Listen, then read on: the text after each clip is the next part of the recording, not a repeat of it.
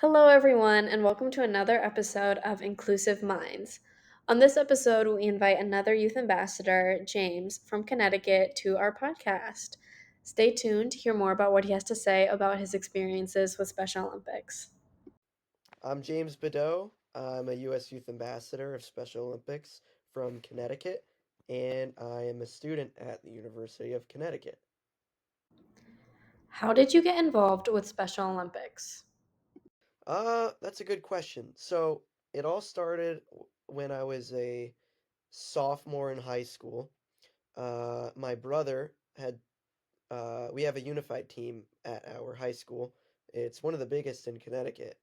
At the time, I think it had about 80 or 90 kids involved, which is pretty big for our school. We only have about a little more than 500 that go to our school. So my brother, he had did it, and I saw some games here and there, and he told me that it would be a really good idea to get involved. So um, I sent my application in for my junior year, and it got accepted, and I was on. I was on the team and made a lot of new friends, and I had a blast doing it. It was fun.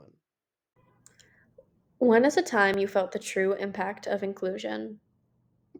When I felt the true impact of inclusion, well, at my high school, we have pep rallies every few months, maybe every 2, 3 months. And at those pep rallies, the whole school gathers in the gym. Like I said, we don't have a big school, so everyone could fit in the gym. And we have lots of events that happen, like a game of tug of war between like sophomores and the juniors and whatever. But at all of them, we have a unified basketball game, and it's it all the entire school is able to watch all at the same time, and it's so loud and just the energy is just amazing. And uh we had one of those games. It was the first one that I was a part of, and I mean, I was just blown away. I mean, one of our kids on the team, his name's Evan. He made like from nearly half court, just raining those threes in, and the whole place was just alive and electric, and it was some of the most fun I've ever had. And I really felt like the true meaning of inclusion right there in that gym. What is one of your favorite memories as a Special Olympics youth ambassador? That I have a lot of good ones. Uh, hmm.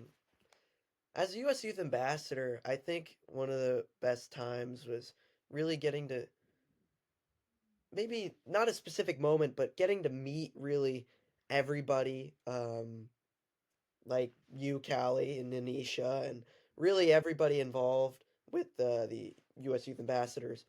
But maybe one specific moment was when I was in eighth grade.